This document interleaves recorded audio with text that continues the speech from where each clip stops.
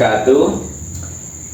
Pada kali ini kita akan podcast, yakni bersama narasumber kita, yakni Mas Aditya Dwi Nur Afrizal. Dari fakultas apa, Mas? Dari Fakultas Usuluddin. Prodinya? Prodinya Akidah Filsafat Islam. Wah, calon-calon filsuf ini teman-teman. Nah, pada kesempatan kali ini kita mau membahas atau diskusi tentang civil society. Nah, sebelum kita masuk ke obrolan kita, pastinya kan teman-teman semua ini ada yang mengerti apa itu civil society dan juga ada yang masih belum mengerti. Nah, oleh karena itu dalam obrolan kita kali ini kita bahas dulu apa itu civil society. Nah, karena kita ada narasumbernya, langsung saja kita tanya ke narasumber kita kali ini. Jadi civil society itu adalah sebuah konsep. Civil society itu kan masyarakat sivil gitu ya. Iya. Jadi civil society itu sendiri adalah sebuah konsep yang belum final atau yang bisa langsung dikerjakan. Jadi maksudnya itu civil society sendiri adalah masyarakat sivil atau masyarakat kewarganegaraan, dan kalau di Indonesia sendiri itu bisa disebut sebagai masyarakat madani. Oh. Nah, tentang masyarakat madani sendiri itu biasanya itu dulunya di asal muasalnya itu dikatakan bahwa masyarakat madani itu pada zaman Rasulullah. Dikala mana pada saat Rasulullah berhijrah di Madinah. Dan di Madinah itu kan artinya Madinah itu kan dari kata Madaniyah yang artinya peradaban. Oh, begitu. Panjang Madan. Ya, Madaniyah itu peradaban. Jadi sesuatu yang lama terus menjadi sebuah peradaban. Yang peradaban itu dari masyarakat yang lama menuju masyarakat yang modern atau masyarakat yang lebih maju peradabannya. Jadi civil society ini penduduk sipil gitu ya? Penduduk di sipil. sebuah negara yang mengalami peradaban gitu ya? Bisa dibilang gitu. Ada yang mengatakan gitu. Jadi masyarakat itu tadi dari masa lampau terus mengalami peradaban, Iya. dari masa ke masa gitu ya? Oh iya. Nah, terus hubungannya si civil society dengan bentuk pemerintah negara kita, yakni demokrasi, itu apa, Mas? Jadi untuk berbicara soal hubungan antara civil society dengan demokrasi di Indonesia kita, itu awalnya kan pada dasarnya Indonesia, masyarakat kita ini belum mengenal penuh arti makna dari civil society. Nah, maka dari itu lebih baik kita mengenal atau melihat sisi civil society ini dari sebuah gerakan, tindakan. Jadi langsung kasih tahu contoh nyatanya lah ya. Nah, iya, kita nggak perlu mensosialisasikan pengertiannya panjang lebar secara teori gitu, nggak perlu ya. Jadi ya maksudnya itu yang ditekankan itu gerakannya, bukan nilai-nilainya. Maksudnya itu kan kayak langsung prakteknya, kasih contohnya. Iya, daripada kita menjelaskan habis dijelaskan terus maknanya semuanya itu hilang dari kepala. Iya. Lebih baik langsung praktek aja langsung gitu ya. terjun gitu. Jadi gitu. Nah, munculnya civil society ini di Indonesia sendiri adalah untuk mengayomi atau menggandeng pimpinan kita yang maksudnya wakil rakyat kita. Contohnya ya kayak presiden, DPR dan pejabat-pejabat yang lain lah ya. Aparat pemerintah. Nah, itu agar mereka itu tidak berbuat semena-mena gitu. Maksudnya ya ada istilahnya kayak mencegah munculnya rezim otoriter gitu. Mencegah hal yang dapat merusak tatanan negara gitu ya. Benar. Dan civil society sendiri itu ada yang mengatakan itu civil society dan merupakan rumah bagi demokrasi. Oh, justru si civil society ini rumah bagi demokrasi. Iya, kenapa kok civil society ini menjadi rumah bagi demokrasi?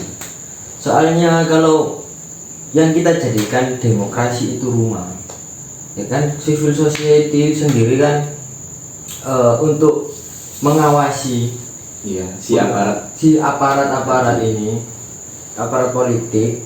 Dan itu kalau kita menggunakan rumah demokrasi sebagai rumah, Iya. itu kan kayak tingkatan demokrasi lebih tinggi daripada civil society. Oh. Jadi Iya. mereka itu bakal semena-mena.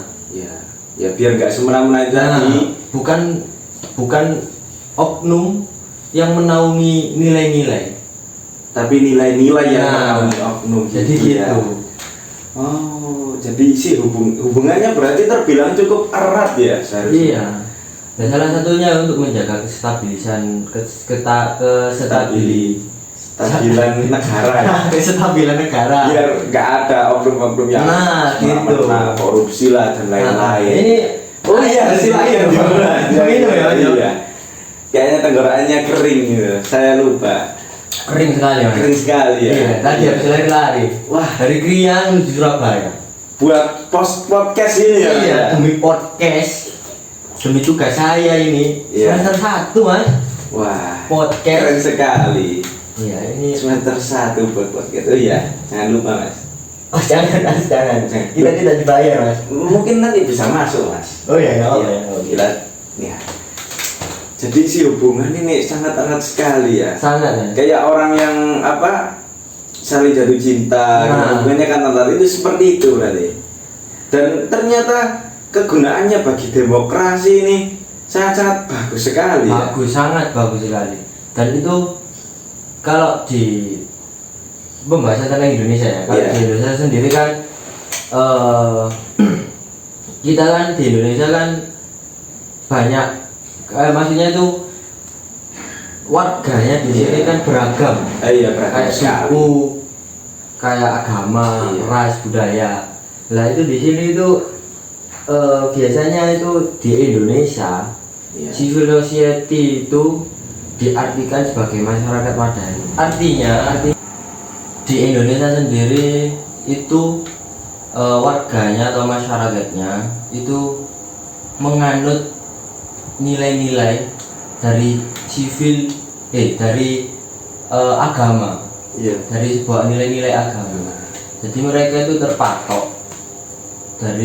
atau mereka itu mematok nilai-nilai agama itu untuk melakukan kegiatan sehari-hari gitu ya. Jadi apa yang dilakukan setiap kegiatan masyarakat lah pasti itu ada selalu saja kaitannya itu dengan agama. Ya. Nah, iya, begitu. Nah, civil society sendiri itu ada mengatakan awal mulanya itu pada zaman Rasulullah. Oh, sudah lama berarti. Sudah lama, dan itu kan Rasulullah zaman dulu kan ada cerita Rasulullah itu melakukan perjanjian apa namanya itu yang Piagam Madinah itu. Piagam Madinah. Itu sebuah bentuk social security pertama, dan di situ kan dijelaskan kan Piagam Madinah itu kan dijelaskan perjanjiannya seperti ini, seperti ini antara kaum ini dengan kaum ini, bagaimana gitu ya. Sama seperti kayak agamamu untukku, agamaku. Benar. Jadi gitu. Jadi Rasul saja melakukan civil society ya, Iya. dari civil society Bahkan dari zaman Rasulullah sendiri udah mengamalkan gitu. kan itu. Tapi sebutannya saja mungkin berbeda. Nah, Sebutan iya. civil society mungkin baru dikenal setelah itu. Tapi nilai-nilainya sudah ada sejak dulu. nah itu. Gitu. Sekarang kan kita sudah tahu ya civil society ini hubungannya dengan demokrasi ini seperti apa, gunanya untuk apa lah. Sekarang problemnya mungkin pasti semua lah ada problemnya lah, pasti itu semua. Problemnya sendiri itu apa Mas, problemnya? Untuk problem sendiri di Indonesia Ya. itu kan ya kita tahu lah, kayak contohnya berita yang nggak enak yang kemarin viral Ya. itu kan kayak kekuasaan kita atau menguasai iya kita, iya iya iya yang kayak yang melakukan dinasti melakukan- itu. iya. Iya kayak hukum dinasti atau turun menurun sistem kerajaan kayak gitu kan.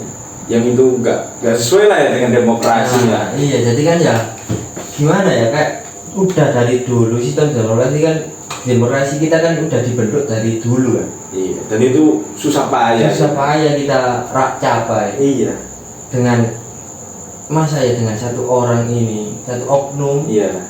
itu Demokrasi merubah bisa sebuah hancur lah demokrasi ya. kita. Sampai hancur malah bisa itu.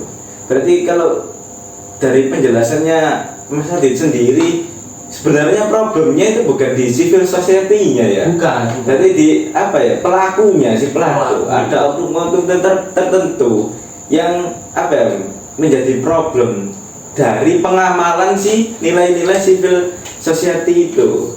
Ya jadi ya intinya ya kayak gitu. Jadi dimohonlah untuk orang-orang oknum-oknum tertentu, wakil-wakil kita, Ya. ini supaya bisa menjunjung tinggi Memikirkan nilai-nilai, menjunjung tinggi nilai-nilai dari civil Civil society. Terus apa ya, problem oknum-oknum seperti itu, kalau sarannya Mas Adit sendiri itu bagaimana? Mungkin ada saran lah, satu atau dua saran yang ingin disampaikan. Untuk saran saya supaya ini berjalan, Iya. si civil society ini berjalan, itu buat pemuda, pemuda nih, contohnya seperti kita, terus bibit-bibit yang bakal tumbuh menjadi masyarakat, menjadi masyarakat sivil itu agar bisa menggiring, Iya. menggiring masyarakat yang lain lah ya. menggiring masyarakat orang lain, dan yang paling penting itu Iya. kita bisa kayak mengatur, bukan mengatur ya, apa namanya itu, kayak pemimpinan kita jangan sampai melakukan semena-mena. Oh, Jadi iya, kita iya. itu kayak apa ya, melekat. Lekat. Jadi intinya itu apa ya, istilahnya apa namanya, Jadi kalau apa, kita itu jangan sampai apa ya, bukan hanya pemerintah yang memikirkan kita, tapi kita juga mengawasi lah ya. Si Nah, pemerintah ini mengawasi. bagaimana. Kalau Jadi ada intinya belok kita sedikit, itu. kita ingatkan dengan cara yang baik tentunya. dan jadi yang terpenting itu kita mengawasi pemimpin kita supaya mereka semua oknum-oknum Ya. yang akan berbuat semena-mena itu Iya. tidak sampai terjadi. Kita ingatkan terlebih dahulu lah ya. Ya itu gunanya kayak kemarin ada demo. Dan juga paling penting itu berarti pemuda-pemuda ini harus apa ya, berani dan maulah menggiring teman-temannya, karena kan pemuda ini kan penerus bangsa juga ya. Nah, benar.